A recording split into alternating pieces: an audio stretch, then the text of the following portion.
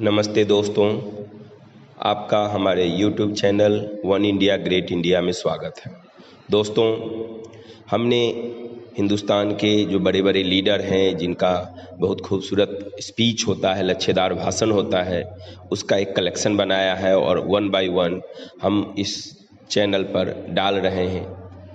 हमने श्रीमान अटल बिहारी वाजपेयी जी का भाषण सुना हुआ था। कितना खूबसूरत भाषण होता था और सुनते रहने का दिल करता था।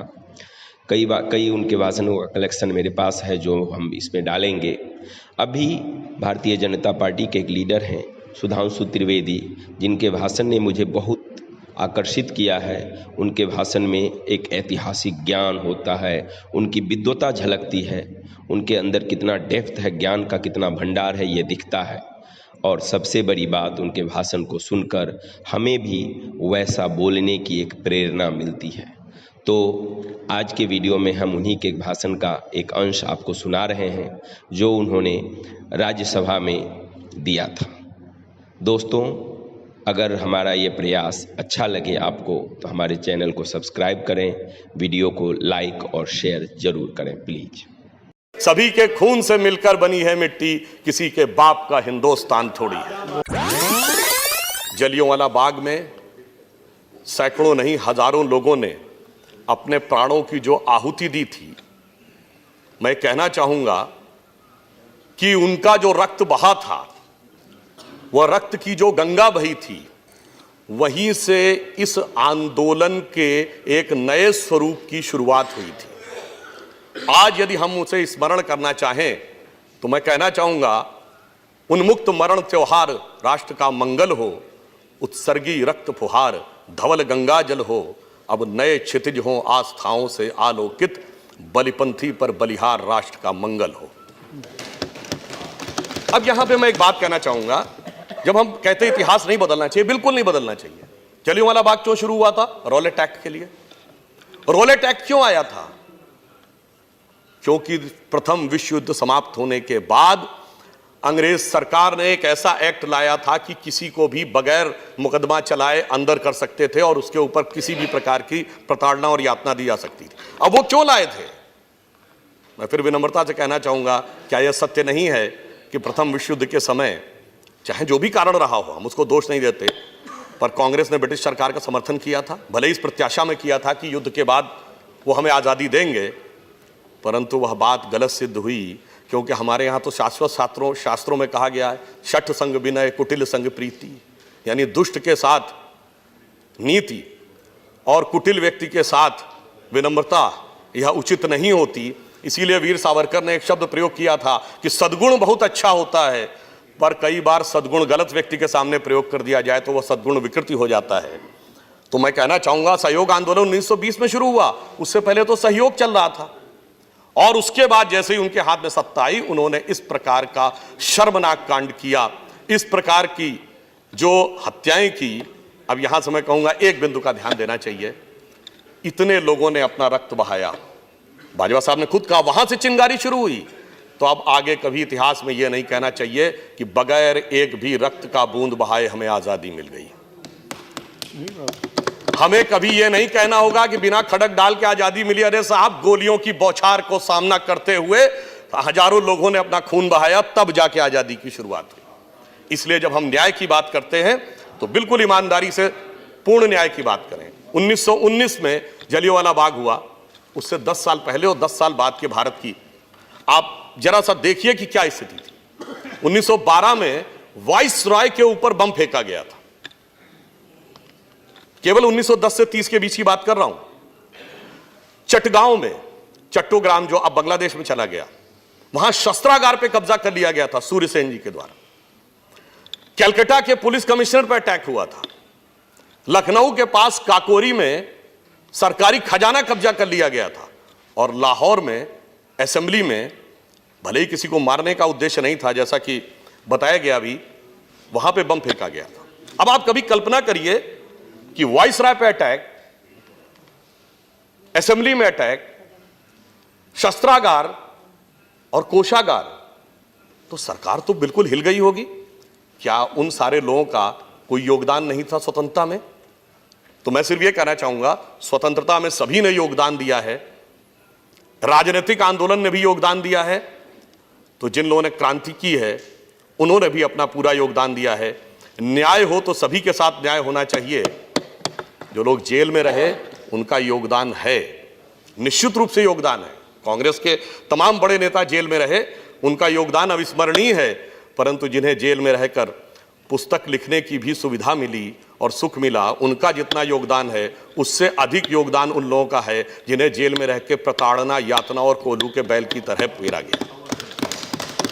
इसलिए मैं कहना चाहूंगा कि जब हम इसकी बात करते हैं कि सारे विचार को हम एक समान दृष्टि से देखें, तो इस देश के जितने भी स्वतंत्रता आंदोलन के प्रयास रहे उन सब को एक समान दृष्टि से देखने की आज आवश्यकता है।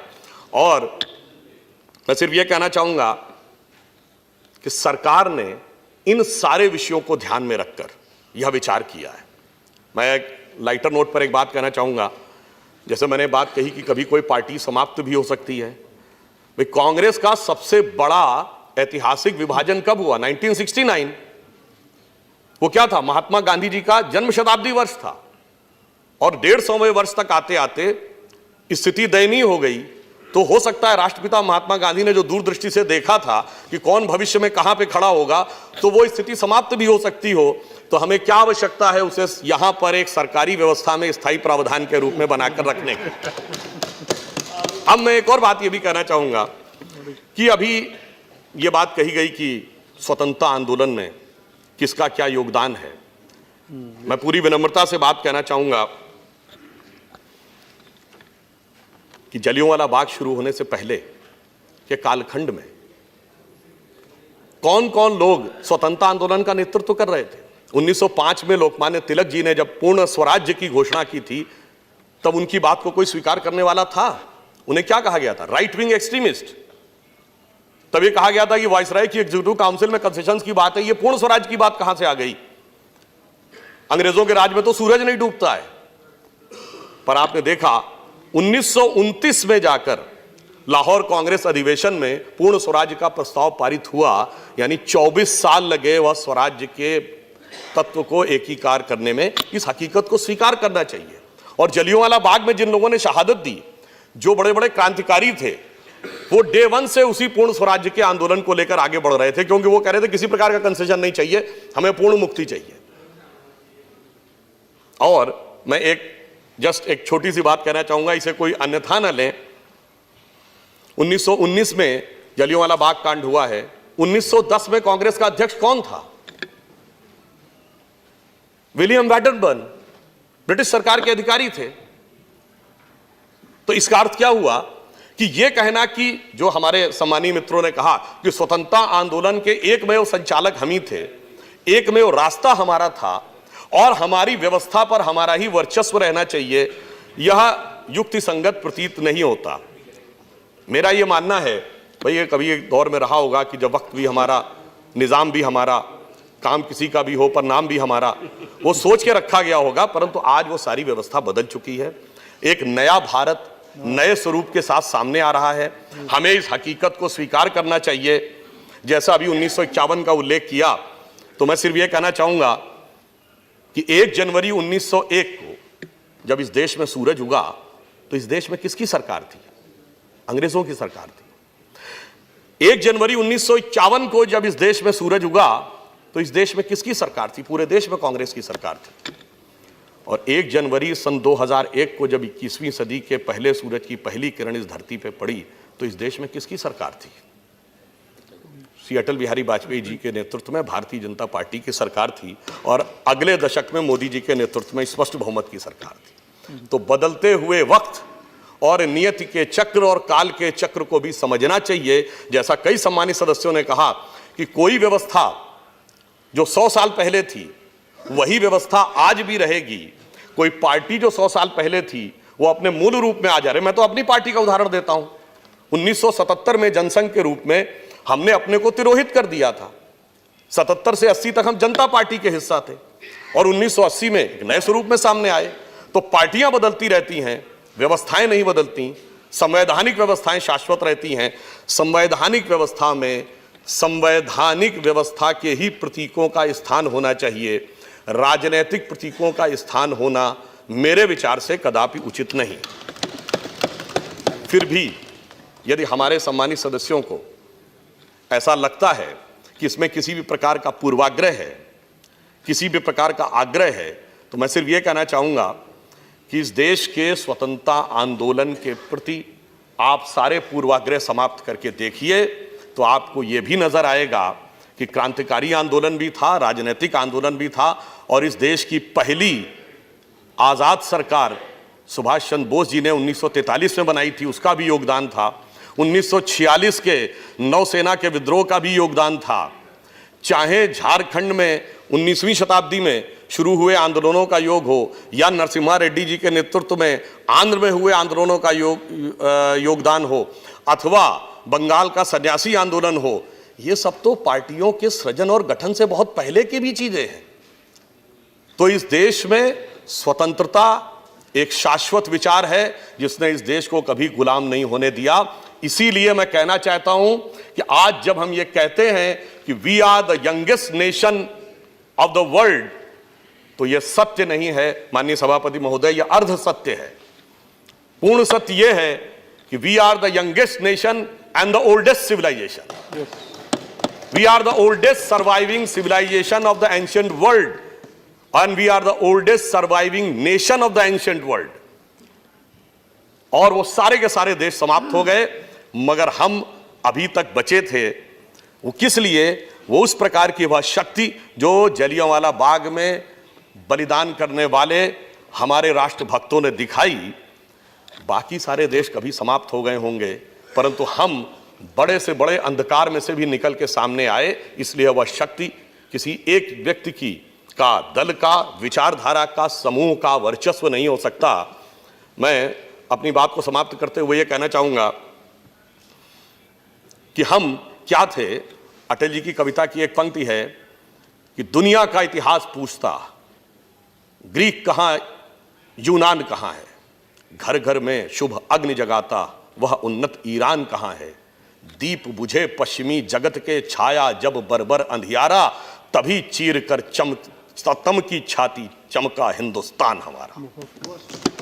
अंत में मैं सिर्फ ये कहूंगा, आप इस चीज को बड़े हृदय से देखिए, संपूर्ण स्वतंत्रता आंदोलन और उनके योगदान को बड़े हृदय से देखिए, और किसी भी प्रकार की अदावत की नजर से मत देखिए। अगर आप देखिए तो सदाकत की नजर से देखिए और लियाकत की नजर से देखिए। मैं सिर्फ ये कह के एक बड़ा, अगर आपकी खिलाफत है तो मैं मानता हूं कि ये जो खिलाफत है इस मुद्दे के ऊपर, इसका कोई आधार नहीं है। उर्दू के एक बड़े प्रसिद्ध शायर हैं, आप लोगों के भी बड़े लोकप्रिय हैं, तो उन्हीं का एक बात कह के बात समाप्त करूंगा कि अगर हैं खिलाफ तो खिलाफ होने दो, ये सब धुआं है, कोई आसमान थोड़ी है।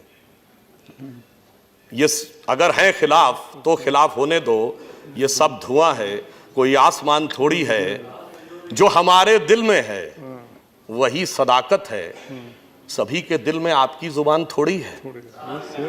यह राहत इंदौरी जी का है। और आखिर में कहूंगा उस जलियांवाला बाग की उस मिट्टी और उसमें पड़े हुए शहीदों को, खून को देख के कहिए, सभी के खून से मिलकर बनी है यह मिट्टी, सभी के खून से मिलकर बनी है मिट्टी, किसी के बाप का हिंदुस्तान थोड़ी है। धन्यवाद।